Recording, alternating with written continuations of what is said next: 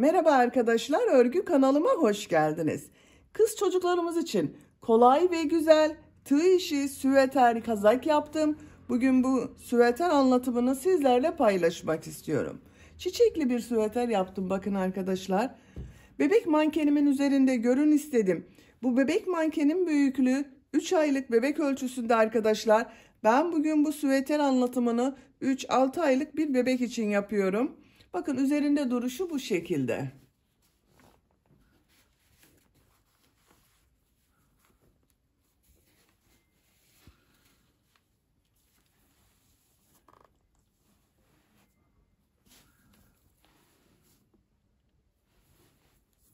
Çok güzel görünüyor bakın gördüğünüz gibi.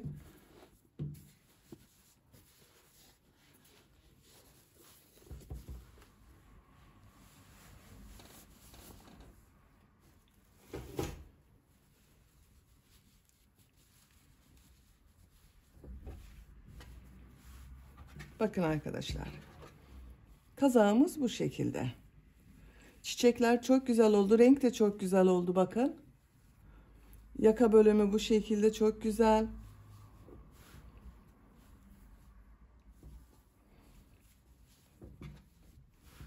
Kazak örgüsüne buradan zincir yaparak başlıyoruz. İlk önce ön bölümü yapıyoruz arkadaşlar. Dediğim gibi ben bugün 3 aylık bir bebek için yaptım. Bu ölçüde oldu. Bebeğiniz kilolu bir bebek değilse 6 aylık bebek çok rahat kullanır. Siz daha büyük yapmak istiyorsanız bu zincir sayısını fazla başlayabilirsiniz arkadaşlar. 8-10 zincir fazla başlarsanız 1-2 yaş arası çocuklarınız için olur. Daha büyük çocuklar için yapmak istiyorsanız da çocuğunuzun bir giysisine, bir kazağına ölçerek zincir başlayabilirsiniz. O zaman daha güzel ölçü olur. Daha küçük yapmak istiyorsanız, yeni doğan bebek için yapmak istiyorsanız 4-5 zincir eksik başlayabilirsiniz. Kazak örgüsünde iplik olarak beyaz renkli iplik, ben bu ipliği kullandım. Pembe renkli iplik kullandım. Yeşil renkli iplik kullandım. Siz bu kazak örgüsü de tercihinize göre her marka iplik ve renkleri kullanarak yapabilirsiniz. Her renk iplik ile çok güzel oluyor. Tığ olarak 5 numara 3 milimetre tığ kullandım. Benim elim çok sıkı değil. Yaptığım örgüler yumuşak oluyor. Sizin eliniz sıkıysa 3,5-4 milimetre tığ kullanırsanız çok daha güzel olur arkadaşlar. Ölçülerini videonun sonunda ölçüyorum arkadaşlar. Oraya bakabilirsiniz. İplik tığı hazırlayalım. Hep birlikte bu kolay ve güzel süveter kazak anlatımına başlayalım. Örgü kanalıma abone değilseniz abone olmayı unutmayın lütfen. İzlediğiniz videolarıma beğeni ve yorumlarınızı da yaparsanız çok sevinirim arkadaşlar. Sizlerden gelen beğeni ve yorumlar örgü kanalımın devamlılığı için çok önemli. Beğeni ve yorumlarıyla destek olan bütün arkadaşlara ayrıca teşekkür ederim. Hepinize kolay gelsin. İyi çalışmalar. Örgüye zincir yaparak başlıyoruz. İlk ilmeği ben bu şekilde yapıyorum. Zincirleri yapmaya başlıyorum. Çok sıkı zincirler yapmıyorum arkadaşlar. 53 zincir yapalım. 53 zincir yaptım. Çok sıkı zincirler yapmadım. 53 zincirin kaç santimetre olduğunu ölçüyorum.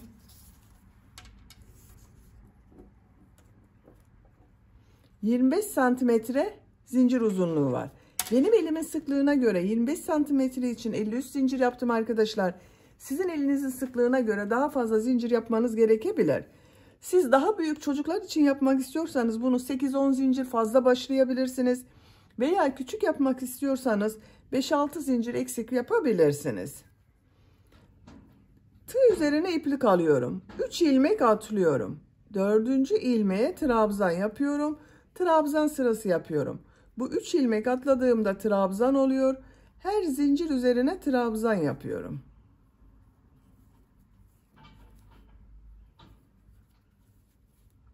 Sıra sonuna kadar devam edelim. Sıra sonuna kadar tamamladım. Bir sıra üzerinde 50 trabzan var. Bu 3 ilmek atlayarak yaptığımla birlikte 50 trabzan var arkadaşlar. Bir zincir yapıyorum. Örgüyü çeviriyorum. Her ilmek üzerine trabzan yapıyorum. Trabzan sırası yapıyoruz.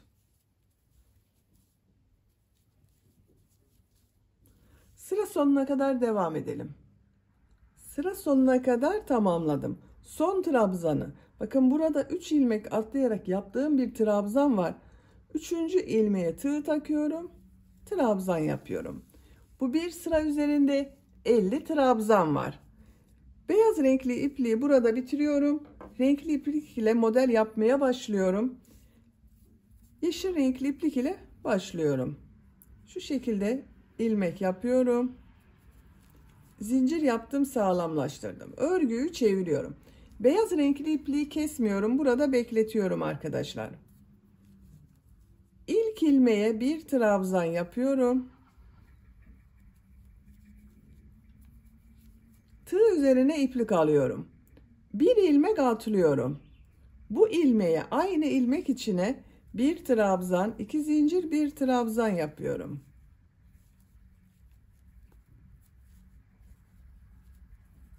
Bakın V şekli yaptım. Tığ üzerine iplik alıyorum. 2 ilmek atlıyorum.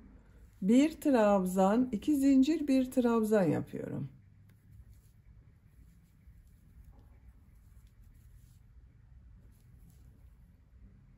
İki ilmek atlıyorum. Bir trabzan, 2 zincir, bir trabzan yapıyorum. Sıra sonuna kadar devam edelim. Sıra sonuna kadar V şekilleri yaptım. Sıra sonunda 2 ilmek var. Bir ilmek atlıyorum. Son ilmeğe trabzan yapıyorum. Bakın sıra başında da aynı yaptım. Bir trabzan yaptım, bir ilmek atladım, V şekli yaptım arkadaşlar. İpliği kesiyorum.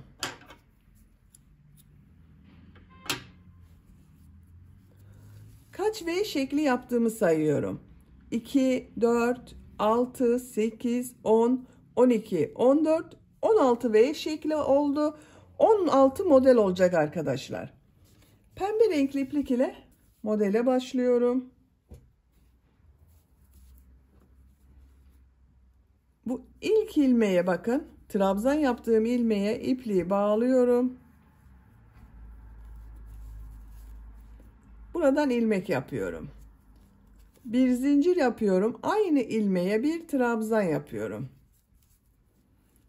Bir zincir yapıyorum. Tığ üzerine iplik alıyorum. V şekli içine 5 trabzan yapacağız ama bakın hepsini toplayarak arkadaşlar. Elimi takip ederseniz daha iyi olur. Bakın tığ üzerine iplik aldım.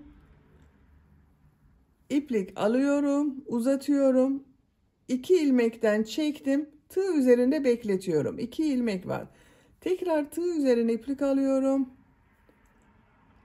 2 ilmekten çekiyorum. Tığ üzerinde 3 ilmek var. 2 ilmekten çekiyorum. Tığ üzerinde 4 ilmek var. 2 ilmekten çekiyorum. Tığ üzerinde 5 ilmek var. Tekrar bakın. 2 ilmekten çekiyorum. Tığ üzerinde 6 ilmek var. Buraya 5 trabzan yaptım. Bakın 1, 2, 3, 4, 5. Hepsini içinden bir defa da çekiyorum. 2 zincir yapıyorum. Tığ üzerine iplik alıyorum. Diğer modeli içine de aynı şekilde 5 trabzanı birlikte yapacağız bakın.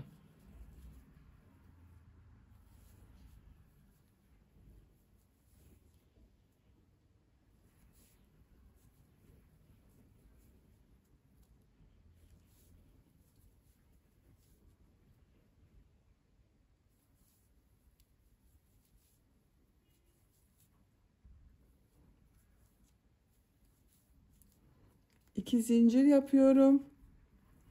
Diğer modele başlıyorum.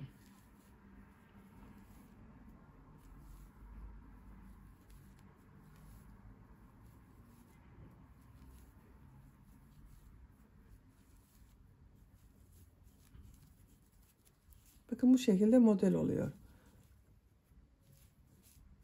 Sıra sonuna kadar devam edelim. Sıra sonuna kadar tamamladım. Son modelden sonra bakın bir zincir yapıyorum. Trabzan üzerine trabzan yapıyorum.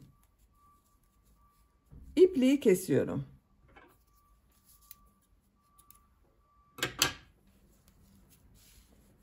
Bakın arkadaşlar model bu şekilde oldu. 2, 4, 6, 8, 10, 12, 14, 16 model.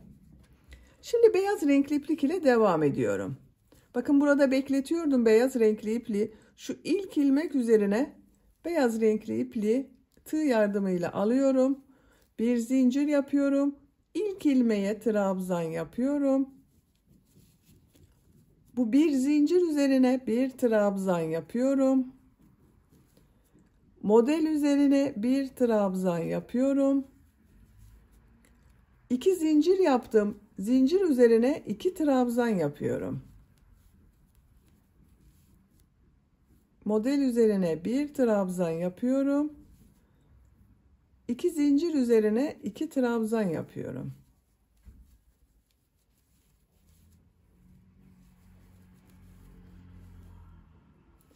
Sıra sonuna kadar devam edelim. Sıra sonuna kadar yaptım arkadaşlar. Bakın şu ipliği nasıl kaybettiğimi de gösteriyorum. Şu şekilde tutuyorum. Trabzanların arasında kalıyor.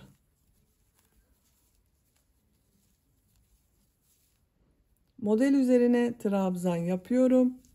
Bir zincir üzerine trabzan yapıyorum. Trabzan üzerine trabzan yapıyorum. Bakın. Bir sıra trabzan sırası yaptım. Bu bir sıra üzerinde 50 trabzan var. Bir zincir yapıyorum. Örgüyü çeviriyorum.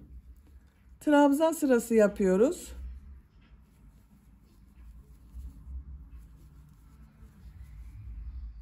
Sıra sonuna kadar devam edelim. Sıra sonuna kadar tamamladım. Sıra sonuna kadar tamamladım. Bakın 2 sıra beyaz renkli iplik ile trabzan sırası yaptım. Şimdi tekrar model sırasına başlıyorum. Yeşil renkli iplik ile beyaz renkli ipliği burada bekletiyorum. İlmek rengini yeşil renkli yapıyorum. Zincir yaptım, sağlamlaştırdım. İlk ilmeğe trabzan yapıyorum. Bir ilmek atlıyorum. Bir trabzan, 2 zincir, bir trabzan yapıyorum. 2 ilmek atlıyorum. Bir trabzan, 2 zincir, bir trabzan yapıyorum. Bakın arkadaşlar, örgü bu şekilde devam edecek. 2 sıra beyaz renkli iplik ile trabzan sırası yapacağız. Sonra model sırasını yapacağız. Yaka bölümü yapacağımız yere kadar bu model sırasını ve trabzan sırasını tekrarlayarak devam edelim. Yaka ayrımı yapacağım yere kadar tamamladım. 1, 2, 3, 4, 5 model yaptım. Son 2 sırayı bakın beyaz renkli iplik ile trabzan sırası yaptım. Bu sırada yaka bölümünü ayırıyorum arkadaşlar. İlk önce işaret yapıyorum. Buradan sayıyorum bakın. 2, 4, 6, 8, 10, 12, 14. ilmeğe işaret yapıyorum. Diğer taraftan sayıyorum. 2, 4, 6, 8, 10, 12, 14. Burası yaka bölümü olacak arkadaşlar. Bakın şimdi model sırasındayım. Yeşil renkli iplik ile V şekilleri yapıyorum. İlmek rengini yeşil renkli yaptım. Zincir yaptım, sağlamlaştırdım. Bu ilmeğe bir trabzan yapıyorum. Bir ilmek atlıyorum. Bir trabzan, 2 zincir, bir trabzan yapıyorum.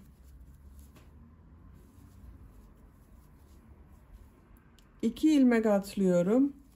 Bir trabzan, 2 zincir, bir trabzan yapıyorum.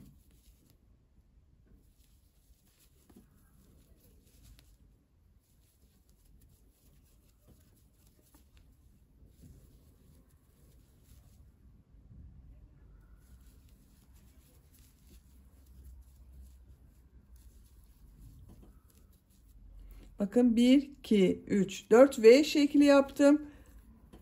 Sıra sonunda bir ilmek atlıyorum. Bu işaret yaptığım ilmeğe bir trabzan yapıyorum.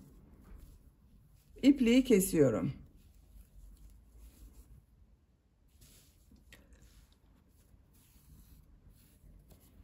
4 modeliyle devam ediyoruz.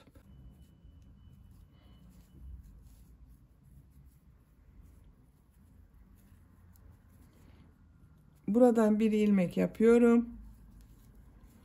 Bir zincir yaptım, sağlamlaştırdım. İlk ilmek üzerine trabzan yapıyorum.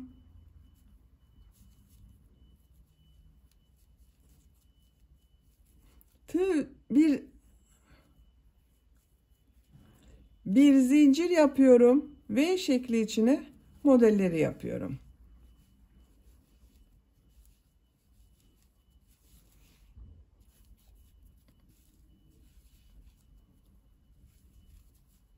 İki zincir yapıyorum. Diğer modele başlıyorum. Sıra sonuna kadar devam edelim. Sıra sonuna kadar tamamladım. Sıra sonunda bir trabzan yaptım. İpliği kestim. Beyaz renkli iplik ile devam ediyorum.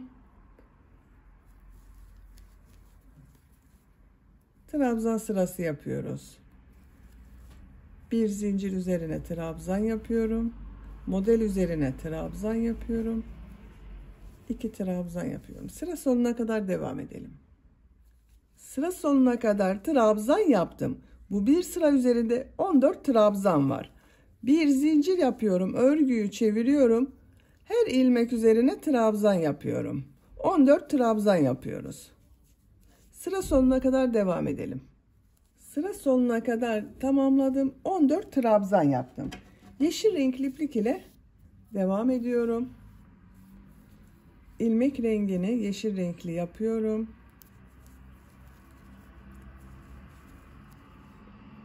Bir trabzan yapıyorum. Bir ilmek atlıyorum. Bir trabzan, 2 zincir, bir trabzan yapıyorum. 4 model yapacağız arkadaşlar. Sıra sonuna kadar devam edelim. Sıra sonuna kadar tamamladım. 1, 2, 3, 4 model oluşturdum. Pembe renkli iplik ile devam ediyorum.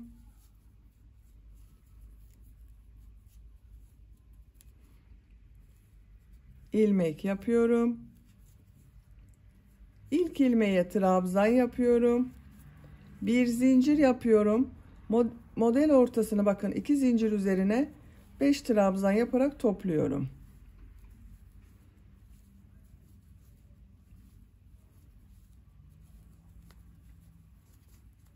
Sıra sonuna kadar devam edelim. Sıra sonuna kadar tamamladım. Beyaz renkli iplik ile devam ediyorum.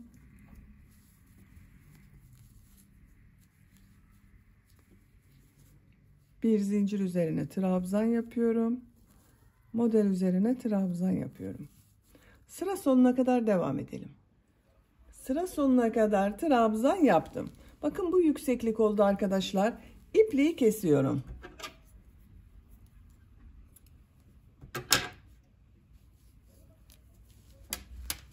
Şimdi diğer tarafı yapacağız. Yeşil renkli iplik ile model yapıyorum. Bu işaret yaptığım ilmeğe ipliği bağlıyorum.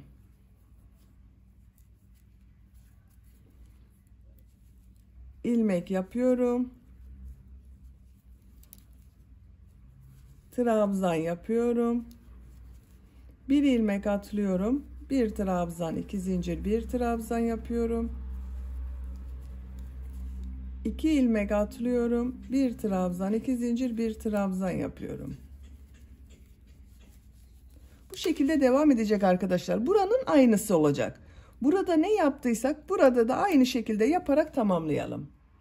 Diğer taraf örgüsünü de bakın aynı şekilde yaptım. Ön bölümü bitirdik arkadaşlar bakın.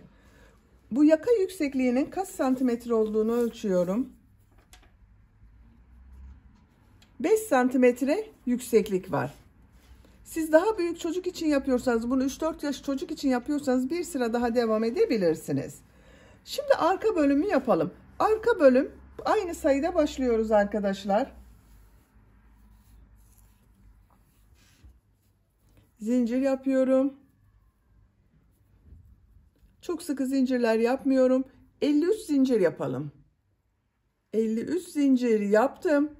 Şimdi trabzan yapacağız. Bakın burada da aynı yaptım arkadaşlar. 2 sıra trabzan sırası yaptım. 1, 2, 3 ilmek atlıyorum. Trabzan yapıyorum. Trabzan yapıyorum. Sıra sonuna kadar devam edelim. Sıra sonuna kadar tamamladım. Bir sıra üzerinde 50 trabzan var. Ön bölümle aynı sayıda oldu bakın. Örgü ön bölüm gibi devam edecek arkadaşlar. Bu ön bölümü kaç sıra yaptıysak arka bölümü de aynı sırada tamamlayalım. Arka bölüm örgüsünü tamamladım. 1, 2, 3, 4, 5, 6, 7 model yaptım. Bakın ön bölümde de 2, 4, 6, 7 model yaptım. Son sırada trabzan sırası yaptım. Arka bölümde de son sırada trabzan sırası yapacağız. Bu trabzan sırasını yaparken ön bölüm ile de birleştireceğiz arkadaşlar. Bakın ben örgünün düz tarafı olarak burayı kullanıyorum. Bu kabarık olan bölüm ters tarafta kalıyor. Bakın modelin kabarık olan bölümü. Siz tercihinize göre burayı düz taraf olarak da kullanabilirsiniz. Şu şekilde bakın birleştirme yapacağız. Şu ilk ilmeğe beyaz renkli ipliği başlıyorum.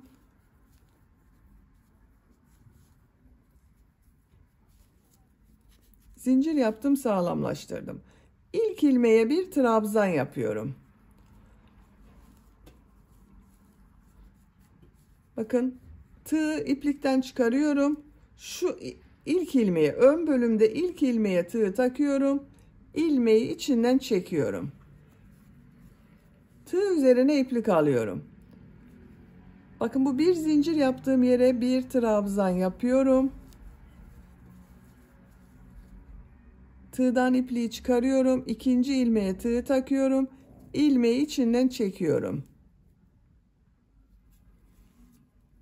Model üzerine trabzan yapıyorum. Üçüncü ilmeğe tığ takıyorum.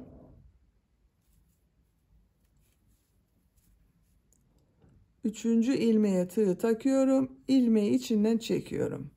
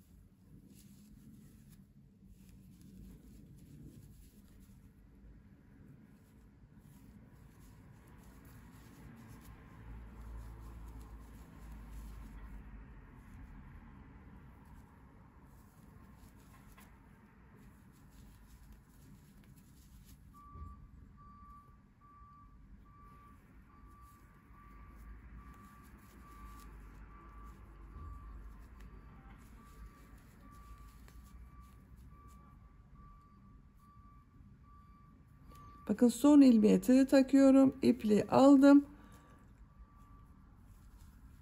Trabzan yaptım arkadaşlar. Bakın birleştirme yaptığım yerin görüntüsü bu şekilde.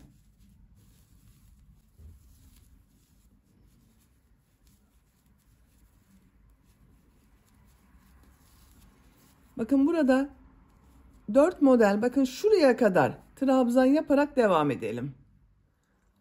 Sıra sonunda 4 model kalasıya kadar bakın arka bölümde trabzan yaptım. Buraya 14 trabzan yapacağız arkadaşlar.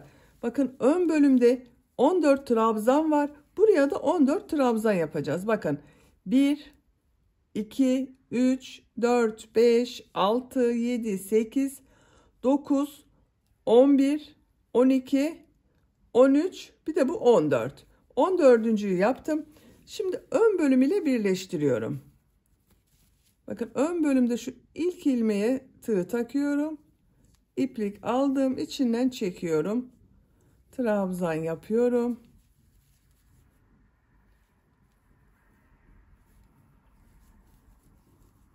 Model üzerine trabzan yapıyorum.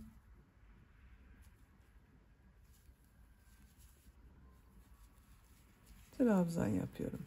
Burada yaptığımız gibi yapıyoruz. Sıra sonuna kadar devam edelim. Sıra sonuna kadar birleştirme yaptım. İpliği kesiyorum. Bakın arkadaşlar, ön ve arka bölümü omuz bölümünde birleştirdik. Görüntüsü bu şekilde oldu.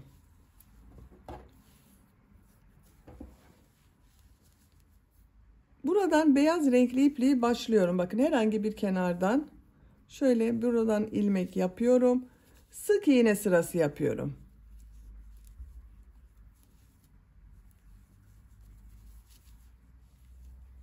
Her trabzan sırasına 2 sık iğne yapıyorum.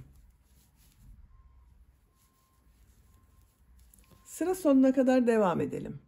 Sıra sonuna kadar sık iğne yaptım. Görüntüsü bakın bu şekilde oldu. İpliği kesiyorum.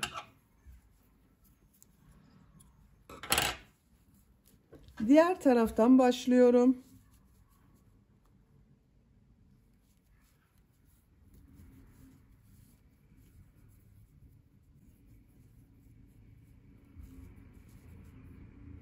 Buraya da sık iğne sırası yapıyorum.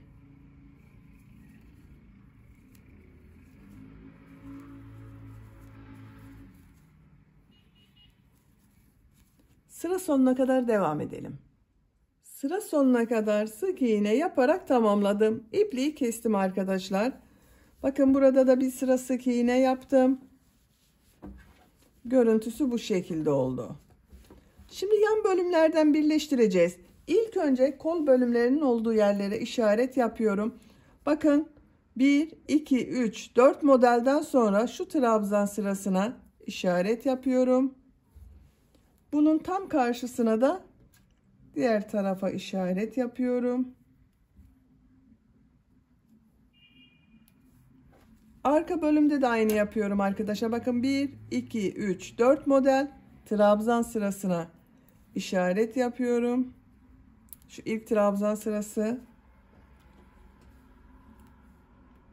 İlk trabzan sırası. Beyaz renkli iplik ile başlıyorum. Bakın bu köşeden ipliği bağlıyorum. Buradan ilmek yapıyorum. 2 zincir yapıyorum. Bu sık iğneler üzerine trabzan yapıyorum.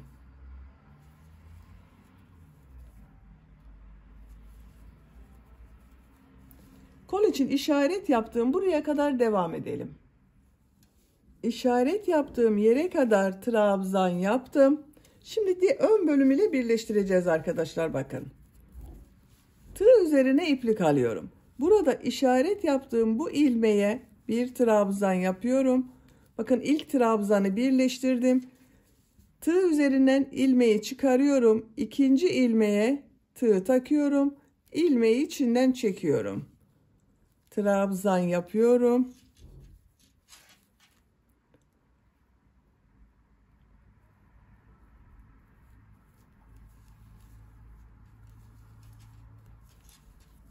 Bakın tığdan ilmeği çıkarıyorum.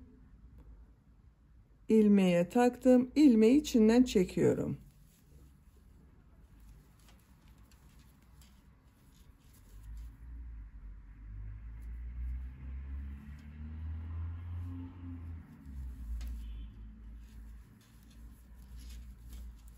Bakın birleştirme yaptığım yerin görüntüsü bu şekilde.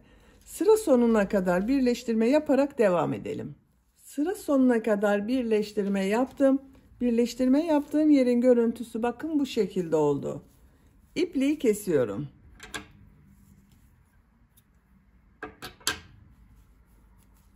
Diğer tarafı da birleştireceğiz. Bu ilk ilmeğe ipliği bağlıyorum. ilmek yapıyorum. 2 zincir yapıyorum. Trabzan sırası yapıyorum.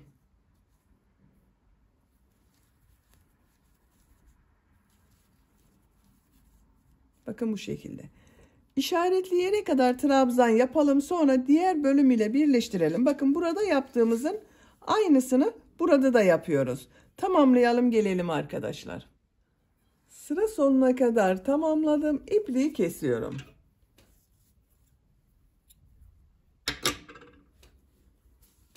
Bakın arkadaşlar. Burayı da bu şekilde birleştirdim. Ön ve arka bölümleri birleştirdik. Bakın bu şekilde oldu.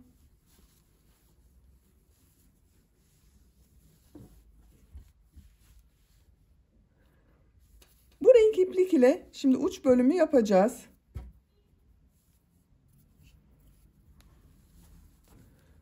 Buradan ipliği bağlıyorum.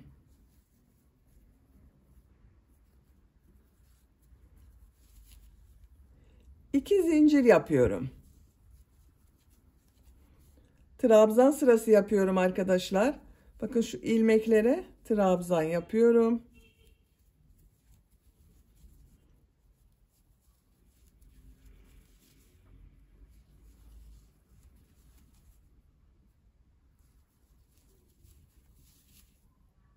Sıra sonuna kadar devam edelim. Sıra sonuna kadar trabzan yaptım. İlk ilmek ile ilmek kaydırma yaparak birleştiriyorum. Bir sıra trabzan sırası yaptım. Bu sırada yaptığım bu trabzanları bir düz bir ters trabzan yapıyorum. 2 zincir yapıyorum. İlk trabzan şu şekilde bakın. Tığ boşluğa takıyorum. Trabzan yapıyorum. Ters taraftan trabzan yapıyorum. Düz taraftan trabzan yapıyorum. Ters taraftan trabzan yapıyorum. Bir düz bir ters trabzan yapıyoruz. Sıra sonuna kadar devam edelim. Sıra sonuna kadar tamamladım. İlk ilmek ile ilmek kaydırma yaparak birleştiriyorum. Son trabzanda bakın düz taraftan trabzan yaptım.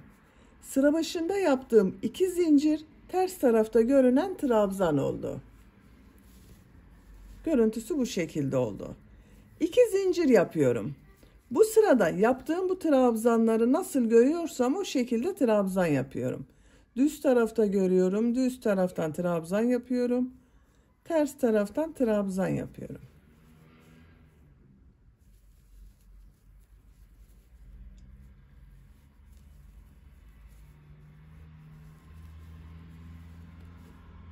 Sıra sonuna kadar devam edelim. Sıra sonuna kadar tamamladım. İlmek kaydırma yaparak birleştiriyorum. Bakın görüntüsü bu şekilde oldu. Bir sıra daha bir düz bir ters trabzan yapıyorum. 2 zincir yapıyorum. Nasıl görüyorsam o şekilde trabzan yapıyorum.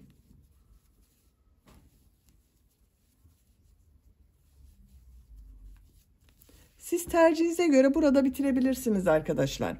Sıra sonuna kadar devam edelim. Sıra sonuna kadar tamamladım. İlk ilmek ile ilmek kaydırma yaparak birleştiriyorum. İpliği kesiyorum. Bir sıra trabzan sırası yaptım. 1, 2, 3 sıra bir düz bir ters trabzan yaptım. Bu yükseklik benim tercihime göre yeterli. Siz tercihinize göre bir sıra daha bir düz bir ters trabzan yapabilirsiniz. Bakın görüntüsü bu şekilde oldu. Şimdi yaka örgüsünü yapalım. Şu birleştirme yaptığım ilmeğe ipliği bağlıyorum. Omuz bölümünde. Buradan ilmek yapıyorum. 2 zincir yapıyorum. Aynı ilmeğe sık iğne yapıyorum. Bir ilmek atlıyorum. Bir sık iğne, 2 zincir, bir sık iğne yapıyorum. Bir ilmek atlıyorum. Bir sık iğne, 2 zincir, bir sık iğne yapıyorum.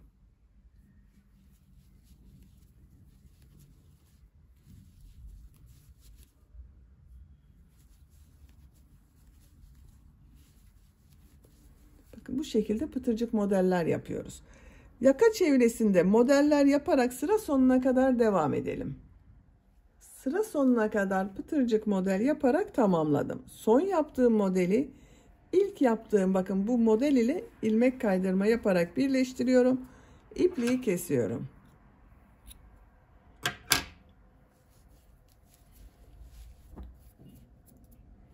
Bakın arkadaşlar, yaka çevresinde pıtırcık modeller yaptım. Görüntüsü bu şekilde oldu. Şimdi kol örgüsünü yapalım. Kol örgüsünde burada yaptığım gibi bir düz bir ters trabzanlar yapacağız. Kol altında şu ilmeğe ipliği bağlıyorum.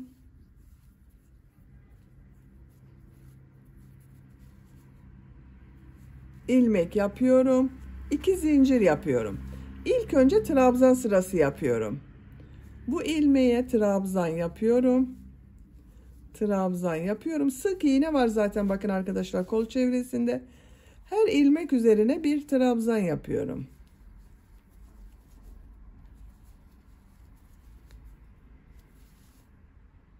Sıra sonuna kadar devam edelim. Sıra sonuna kadar trabzan yaptım. İlk ilmek ile ilmek kaydırma yaparak birleştiriyorum. Bakın kol çevresinde bir sıra trabzan sırası yaptım. Bu sırada yaptığım bu trabzanları bir düz bir ters trabzan yapıyorum. Burada yaptığım gibi 2 zincir yapıyorum. İlk trabzan, düz taraftan trabzan yapıyorum. Ters taraftan trabzan yapıyorum.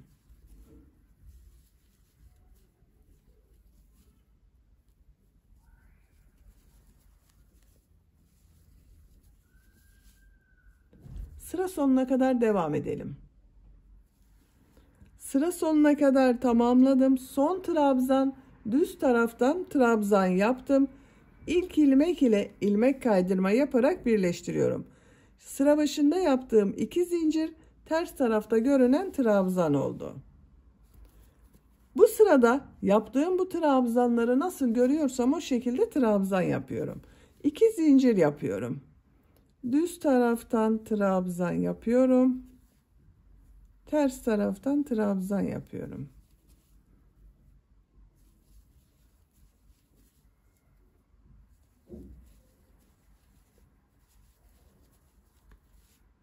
Sıra sonuna kadar devam edelim. Sıra sonuna kadar tamamladım. İlmek kaydırma yaparak sırayı birleştiriyorum. İpliği kesiyorum.